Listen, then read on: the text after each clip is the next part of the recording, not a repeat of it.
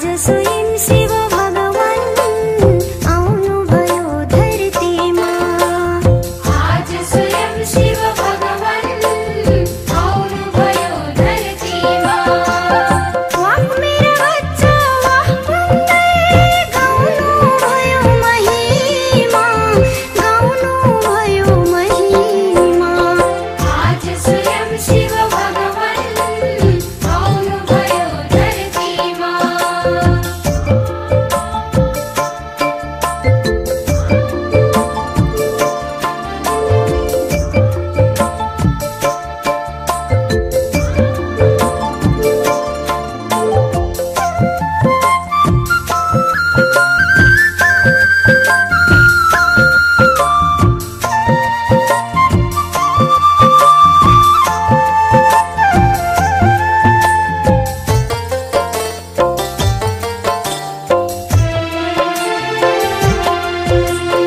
राजयोगको अभ्यासद्वारा सबै विकर्म विनाश गरे।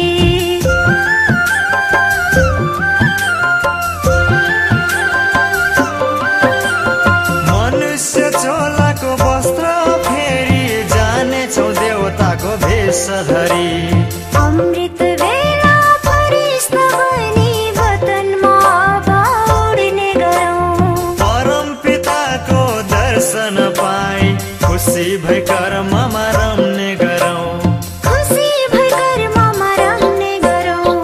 आज स्वयं शिव भगवान आउनुभयो धरतीमा।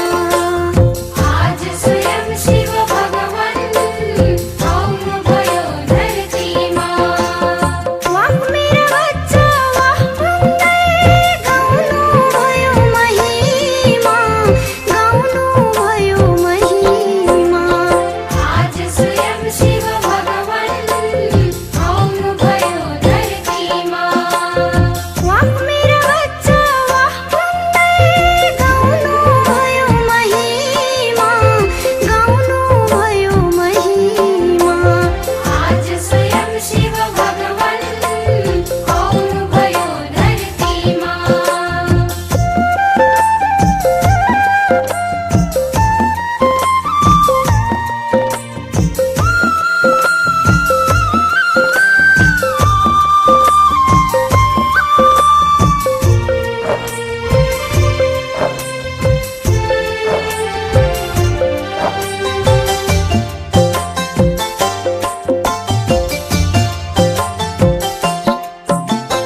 भाग्य विधाता त्रिकालदर्शी शिव परमात्मा कल्याणकारी।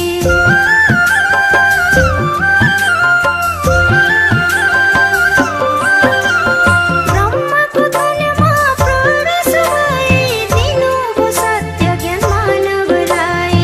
यही सत्य ज्ञान धारण करे मानव बन्छ देव समान। पवित्रताको शक्तिले हुन्छ यो जगतको नवनिर्माण, यो जगतको नवनिर्माण। आज स्वयं शिव भगवान आउनुभयो धरतीमा। आज स्वयं शिव भगवान आउनुभयो धरतीमा। वाह मेरा बच्चा वाह भन्दै गाउनुभयो महिमा, गाउनुभयो महिमा। आज स्वयं शिव भगवान आउनुभयो धरतीमा।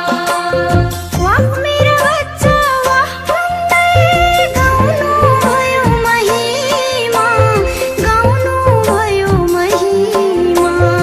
आज स्वयं शिव भगवान आउनुभयो धरतीमा।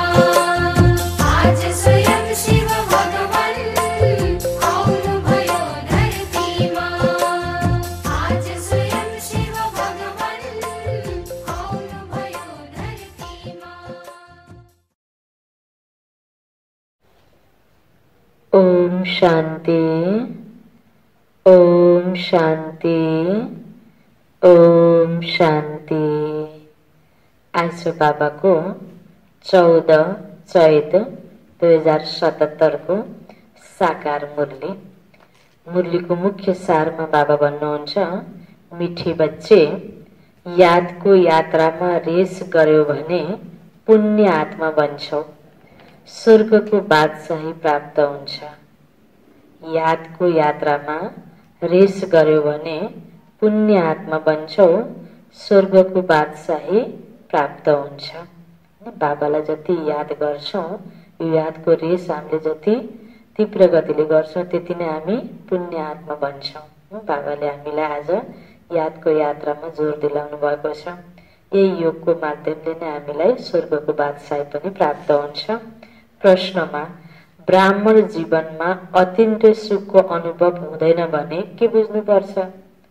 ब्राह्मण जीवनमा अतीन्द्रिय सुखको यदि अनुभव हुँदैन भने के बुझ्नुपर्छ? उत्तरमा अवश्य सूक्ष्ममा कुनै न कुनै पाप हुन्छ। देह अभिमानमा रहनाले नै पाप हुन्छ, जसले गर्दा त्यस सुखको अनुभूति गर्न नै सक्दैनन्। आफूलाई गोप गोपी सम्झदा पनि अतीन्द्रिय सुखको अनुभव हुँदैन। अवश्य कुनै भूल भएको छ, त्यसैले बाबालाई सत्य बताएर श्रीमत लिइराख। ओम शान्ति। निराकार भगवानुवाच, निराकार भगवान भनिन्छ नै शिवलाई। भक्ति मार्गमा उहाँको नाम जति पनि राखेका छन् धेरै नाम छन्, त्यसैले त विस्तार छ। बाबा स्वयं आएर भन्नुहुन्छ, प्यारा बच्चाहरू, म तिम्रो पिता शिवलाई तिमीले याद गर्दै आएका छौ। हे पतित पावन, नाम त अवश्य एउटै हुन्छ, धेरै नाम चल्न सक्दैन। शिवाय नमो भन्छन् भने एउटै शिव नाम भयो। रचयिता पनि एक हुनुभयो, धेरै नामले त अल्मलिन्छ। जस्तै तिम्रो नाम पुष्पा हो, त्यसको सट्टा तिमीलाई शिला भनियो भने जवाब दिन्छौ? दिन्नौ। सम्झन्छौ कसैलाई बोलाएका होला। यो पनि त्यस्तै कुरा भयो। उहाँको नाम एउटा छ, तर भक्ति मार्गमा भएका हुनाले, धेरै मन्दिर बनाएका हुनाले किसिम किसिमका नाम राखिदिएका छन्। नत्र नाम त सबैको एउटै हुन्छ। गंगा नदीलाई जमुना नदी भनिँदैन। कुनै पनि चिजको एउटा नाम प्रसिद्ध हुन्छ। यो शिव नाम पनि प्रसिद्ध छ। शिवाय नमः गरिएको, नमः गायन गरिएको छ। ब्रह्मा देवताय नमः, विष्णु देवताय नमः, शंकर देवताय नमः। फेरि भनिन्छ शिव परमात्माय नमः, किनकि उहाँ हुनुहुन्छ सबैभन्दा उच्च। मनुष्यको बुद्धिमा हुन्छ सबैभन्दा उच्च निराकारलाई भनिन्छ। उहाँको नाम एउटै छ। ब्रह्मालाई ब्रह्मा, विष्णुलाई विष्णु नै भन्छन्। धेरै नाम राख्नाले अल्मलिन्छन्, जवाफ नै मिल्दैन। त्यसैले उहाँको रूपलाई पनि जानेका छैनन्। बाबाले बच्चाहरूसँग आएर कुरा गर्नुहुन्छ। शिवाय नमः भन्यो भने एक नाम ठिक छ, शिव शंकर भन्नु पनि गलत छ। शिव शंकर नाम भिन्नै हुन्। शिव भिन्न छन्, शंकर भिन्न छन्। जसरी लक्ष्मी नारायण नाम भिन्न भिन्नै हुन्, त्यहाँ नारायणलाई त लक्ष्मी नारायण भनिँदैन। आजकल त आफ्नै दुई नाम राख्छन्, लक्ष्मी अलग नाम, नारायण अलग नाम। एउटै व्यक्तिको लक्ष्मी नारायण नाम राखेको हुन्छ। देवताहरूका यस्ता डबल नाम थिएनन्। राधाको भिन्नै, कृष्णको भिन्नै। यहाँ त एउटैको नाम राधा कृष्ण लक्ष्मी नारायण राखिदिन्छन्। बाबा बसेर हामीलाई बुझाउनुहुन्छ। रचयिता एउटै हुनुहुन्छ, उहाँको नाम पनि एउटै छ। उहाँलाई नै चिन्नु छ। भन्छन् आत्मा एक तारा जस्तै छ, भ्रिकुटीको बीचमा चम्किन्छ अचम्मको सितारा। फेरि भन्छन् आत्मा नै परमात्मा। त्यसैले परमात्मा पनि तारा हुनुभयो नि, यस्तो होइन। आत्मा सानो वा ठुलो हुन्छ, धेरै कुरा सहज छन्। आत्मा कोही साना कोही ठुला हुँदै हुँदैनन्। बाबा भन्नुहुन्छ तिमीले पुकार्दै हे पतित पावन आउनुहोस्, तर उहाँले कसरी पावन बनाउनुहुन्छ यो त कसैले पनि जानेका छैनन्। गंगालाई पतित पावनी भनिन्छ, सम्झन्छन्। गंगालाई पतित पावनी सम्झन्छन्। पतित पावन त एक बाबा हुनुहुन्छ। बाबा भन्नुहुन्छ मैले पहिला नै भनेको थिएँ, मनमा नभव, म एकलाई याद गर। केवल नाम परिवर्तन गरिदिएका छन्। शिव बाबाले भन्नुभयो मनमा नभव, नाम कृष्णको राखिएको छ। त्यसैले बाबाले भन्नुभयो नाम परिवर्तन गरिदिएका छन्। बच्चाहरूले सम्झिन्छन् बाबालाई याद गर्नाले वर्ष स्वत प्राप्त हुन्छ। मनमा नभव भनिरहनु पनि आवश्यक छैन। तर बाबा र वर्षालाई बिल्कुल बिर्सिएका छन्।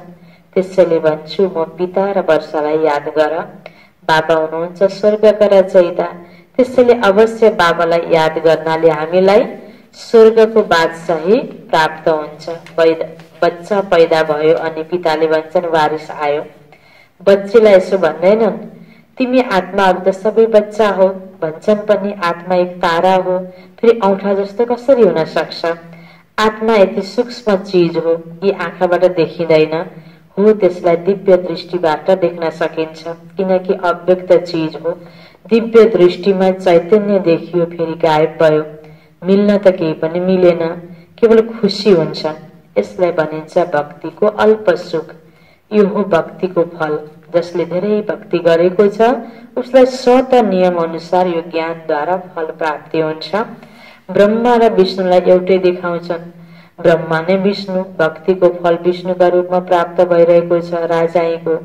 विष्णु वा कृष्णको साक्षात्कार त धेरैले गरेका हुन्छन्, तर बुझिन्छ भिन्न भिन्न रूपमा भक्ति गरेका छन्। साक्षात्कारलाई ज्ञान वा योग भनिँदैन। नौरा भक्तिबाट साक्षात्कार भयो। अहिले साक्षात्कार नभए पनि फरक पर्दैन। लक्ष्य उद्देश्य हुने मनुष्यबाट देवता बन्ने। तिमी देवी देवता धर्मका बन्छौ। बाँकी पुरुषार्थ गराउनुको लागि बाबाले भन्नुहुन्छ अरूसँगको बुद्धिको योग हटाऊ। देहबाट पनि हटाएर बाबालाई याद गर। जसरी प्रियतामा प्रियतमले कर्म पनि गर्छन् तर दिल प्रियतम तर्फ लागिरहन्छ। बाबा भन्नुहुन्छ म एकलाई याद गर, फेरि बुद्धि अरू तर्फ भाग्छ। अहिले तिमीले जानेका छौ हामीलाई झर्नको लागि 1 कल्प लागेको छ। सतयुगदेखि लिएर सिँढी झर्छौं, अलिअलि मैला परिरहन्छ। सतुबाट तमो बन्छौं, फेरि अब तमोबाट सतो बन्नको लागि बाबाले छलाङ मार्न लगाउनुहुन्छ। सेकेन्डमा तमो प्रधानबाट सतो प्रधान। त्यसैले मिठा बच्चाहरूले पुरुषार्थ गर्नुपर्छ। बाबाले त शिक्षा दिइरहनुहुन्छ। राम्रा राम्रा होशियार बच्चाहरूले स्वयं अनुभव गर्छन्। वास्तवमा धेरै कठिन छ। कसैले बताउँछन्, कसैले त बिल्कुल बताउँदैनन्। आफ्नो अवस्थाको विषयमा बताउनु पर्छ। बाबालाई यादै गर्दैनन् भने वर्षा कसरी मिल्छ? मर्यादा अनुसार यादै गर्दैनन्। सम्झन्छन् म त शिव बाबाको हुँदै हुँ। याद नगर्नाले गिर्छन्। बाबालाई निरन्तर याद गर्नाले मैला निस्किन्छ। ध्यान दिनुपर्छ। जबसम्म शरीर छ तबसम्म पुरुषार्थ चलिरहन्छ। बुद्धिले पनि भन्छ याद गर्न गरी गरी बिर्सिन्छ। यसै योग बलद्वारा तिमीले बादशाही प्राप्त गर्छौ। सबै त उस्तै दौडन सक्दैनन्, नियम छैन। दौडमा पनि अलिकति फरक पर्छ। पहिलो नम्बर फेरि थपिँदै जान्छ। यहाँ पनि बच्चाहरूको दौड छ। मुख्य कुरा हो याद गर्नु। यो त सम्झन्छौ हामी पाप आत्माबाट पुण्य आत्मा बन्छौं। बाबाले निर्देश दिनुभएको छ अहिले पाप गर्यो भने त्यो 100 गुणा हुन्छ। धेरै यस्ता छन् जसले पाप गर्छन्, बताउँदैनन्, फेरि बढ्दै जान्छ अनि अन्त्यमा फेल हुन्छ। सुनाउन लाज लाग्छ। सत्य नबताउनाले आफूलाई धोका दिन्छन्। कसैलाई डर लाग्छ बाबाले हाम्रो यो कुरा सुन्नुभयो भने के भन्नु होला। कोही त सानो भूल पनि सुनाउन आउँछन्, तर बाबाले उनीहरूसँग भन्नुहुन्छ ठुला ठुला भूल त धेरै राम्रा राम्रा बच्चाहरूले गर्छन्। राम्रा राम्रा महारथीहरूलाई पनि मायाले छोड्दैन। मायाले पहलवानलाई नै चक्करमा ल्याउँछ। यसमा बहादुर बन्नुपर्छ। झुटो त चल्न सक्दैन। सत्य बताउनाले हल्का भइन्छ। बाबाले जति सम्झाए पनि केही न केही चलिरहन्छ। अनेक प्रकारका कुरा हुन्छन्। अहिले जब बाबाद्वारा वर्षा लिनु छ भने बाबा भन्नुहुन्छ बुद्धि अरू तर्फबाट हटाऊ। तिमी बच्चाहरूलाई अहिले ज्ञान मिलेको छ। 5000 वर्ष पहिला विश्व स्वर्ग थियो। तिमीले आफ्नो जन्मका विषयमा पनि जान्यौ। कसैको उल्टो सुल्टो जन्म हुन्छ, त्यसलाई फेरि दोष मानिन्छ। आफ्नो कर्म अनुसार नै यस्तो हुन्छ। तर मनुष्य त मनुष्य नै हुन्छन्। बाबा भन्नुहुन्छ एक त पवित्र रहनु छ, त्यस्तै पाप केही पनि गर्नु हुँदैन, नत्र धेरै घाटा हुन्छ। हेर एकबाट धेरै भूल भयो, आयो बाबाको पासमा, बाबा क्षमा गरिदिनुहोस्, यस्तो कर्म फेरि गर्दिन। बाबा भन्नुहुन्छ यस्तो भूल धेरैबाट हुन्छ, तिमीले त सत्य बताउँछौ, कतिले त सुनाउँदा पनि सुनाउँदैन। कोही कोही फर्स्ट क्लास बच्चीहरू छन्, कहिल्यै पनि कतै बुद्धि जाँदैन। जसरी मुम्बईमा निर्मला डाक्टर छन्, नम्बर 1, बिल्कुल साफ दिल, कहिले पनि दिलमा उल्टो विचार आउँदैन। जो अहिले ज्ञान सरोवरमा हुनुहुन्छ निर्मला दिदी, जसलाई बाबाले भन्नुभयो त्यति बेला, त्यसैले दिलमा चढेकी छिन्। यस्ता अरू बच्चीहरू पनि छन्। त्यसैले बाबा सम्झाउनुहुन्छ, सच्चा दिलबाट बाबालाई याद गर, कर्म त गर्नु नै पर्छ। बुद्धियोग बाबासँग लागिरहोस्, हात कामतर्फ, दिल मित्रतर्फ। त्यो अवस्था पछाडिको हो, जसको लागि नै गायन गर्छन्। अतीन्द्रिय सुख गोप गोपीहरूसँग सोधा, जसले यस अवस्थालाई प्राप्त गर्छन्। जसले पाप कर्म गर्छन् उनीहरूको यो अवस्था हुँदैन। बाबाले राम्ररी जान्नुहुन्छ। त्यसैले त भक्ति मार्गमा पनि राम्रो वा नराम्रो कर्मको फल मिल्दछ।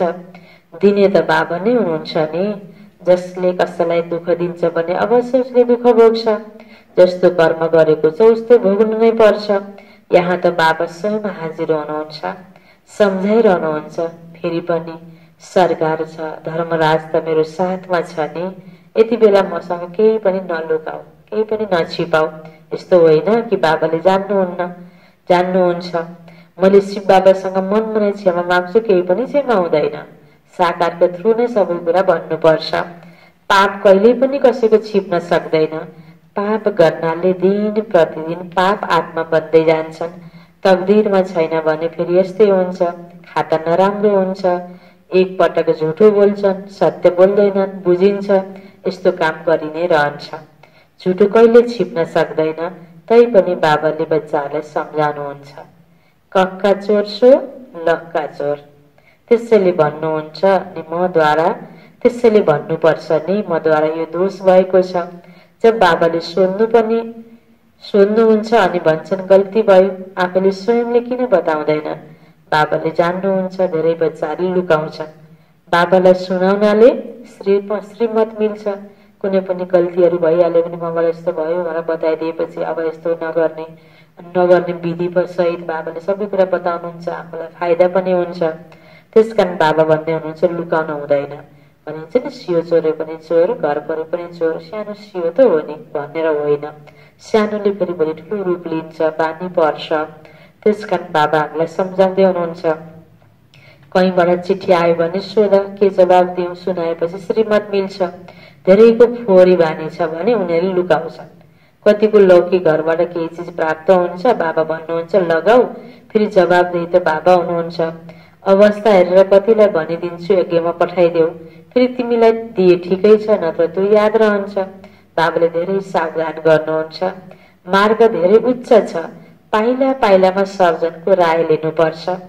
बाबाले शिक्षा नै दिनुहुन्छ। यस्ता यस्ता पत्र लेख अनि तीर लाग्छ, तर देह अभिमान धेरैमा छ। श्रीमतमा नचल्नाले आफ्नो खाता बिगार्छन्। श्रीमतमा चल्नाले हरेक अवस्थामा फाइदा छ। मार्ग कति सहज छ। केवल यादद्वारा तिमी विश्वको मालिक बन्छौ। वृद्ध माताहरूको लागि भन्छु, केवल बाबा र वर्षलाई याद गर। प्रजा नबनाउने हो भने राजा रानी पनि बन्न सकिँदैन। फेरि पनि जसले लुकाउँछन् उनीहरूले भन्दा त उच्च बताउन सक्छौ। बाबाको कर्तव्य हो सम्झाउने। जसले फेरि यस्तो नभनुन् मलाई त थाहै थिएन। बाबाले सबै निर्देश दिनुहुन्छ। गल्तीलाई तुरुन्तै बताउनु पर्छ। फरक पर्दैन, फेरि नगर। यसमा डराउने कुरा छैन। प्यारसँग सम्झाइन्छ। बाबालाई बताउनाले कल्याण हुन्छ। बाबाले हिम्मत दिँदै प्यारसँग सम्झाउनुहुन्छ, नत्र दिलबाट एकदमै गिर्छ।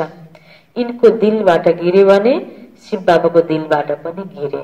शिव बाबाले भगवानले सबै देखेको हुनुहुन्छ के अरे। बाबालाई थाहा छ के अरे मेरो सबै कमी कमजोरी मन मनाइ बाबालाई भने, योगमा भने क्षमा दिनुहुन्छ, त्यो होइन। बाबाले अलिकति महत्त्वपूर्ण कुरा सम्झाउनु भयो। बाबाले जो आत्मालाई निमित्त बनाउनु भएको छ, जुन जुन ठाउँमा हामी संगठनमा मिलेर सत्संग गर्छौं, त्यही ठाउँमा जो निमित्त आत्मा छ त्यो साकारमा उसलाई बतायो भने त्यसबाट माफी हुन्छ, दिलमा पनि चढियो। लुकाउँदै गयो भने निमित्तको दिलबाट गिर्यो मान, शिव बाबाको दिलबाट पनि गिर्यो। यस्तो होइन कि मैले सिधै लिन सक्छु डाइरेक्ट शिव बाबासँग, केही पनि हुँदैन। जति सम्झाइन्छ बाबालाई याद गर, त्यति बुद्धि बाहिरतर्फ भागिरहन्छ। यी सबै कुरा बाबाले डाइरेक्ट बसेर सम्झाउनुहुन्छ, जसको पछि गएर शास्त्र बन्छन्। यसमा गीता नै सर्वोत्तम शास्त्र हो। गायन गरिएको छ सर्वशास्त्र महेश्वरी मणि गीता। जो भगवानले उच्चारण गर्नुभयो। अरू सबै धर्म त पछि आउँछन्। गीता भयो माता पिता, अरू सबै हुन् बच्चा। गीतामा नै भगवानुवाच छ। कृष्णलाई त दैवी सम्प्रदाय भनिन्छ। देवता त केवल ब्रह्मा विष्णु शङ्कर हुन्। भगवान त देवताहरू भन्दा पनि उच्च हुनुभयो। ब्रह्मा विष्णु शङ्कर तिनैको तीनवटैको रचना गर्ने शिव हुनुभयो। बिल्कुल स्पष्ट छ। ब्रह्माद्वारा स्थापना, यस्तो त कहिल्यै भनिँदैन कृष्णद्वारा स्थापना। ब्रह्माको रूप देखाएका छन्, केको स्थापना? विष्णुपुरीको स्थापना।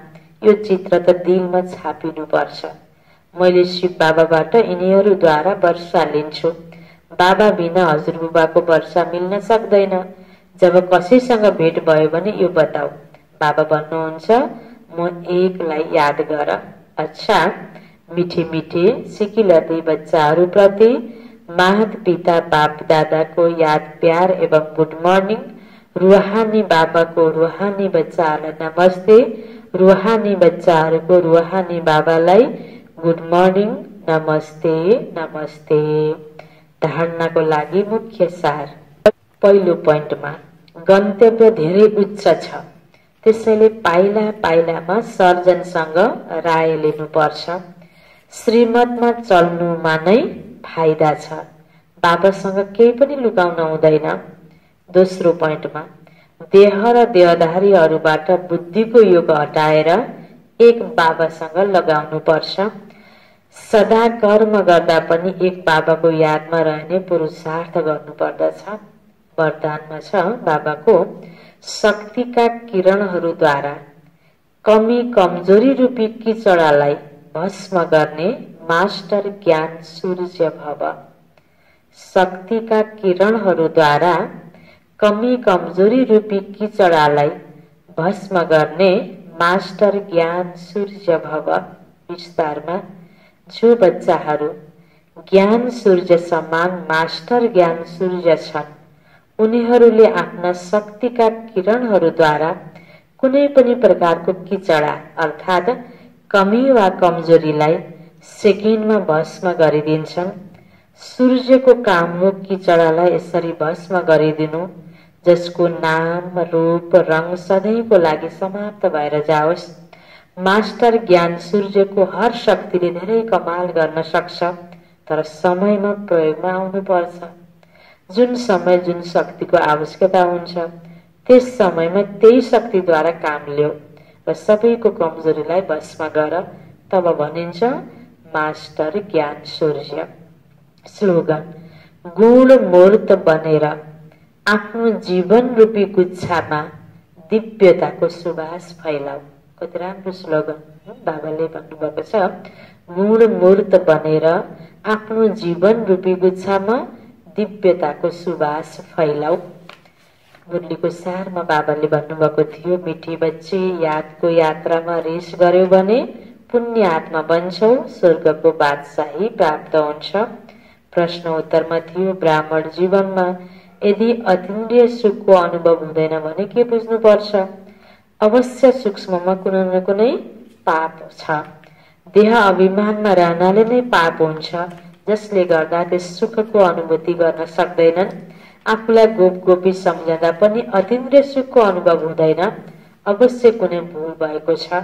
त्यसैले बाबालाई सत्य बताएर श्रीमत लिइराख। ओम शान्ति।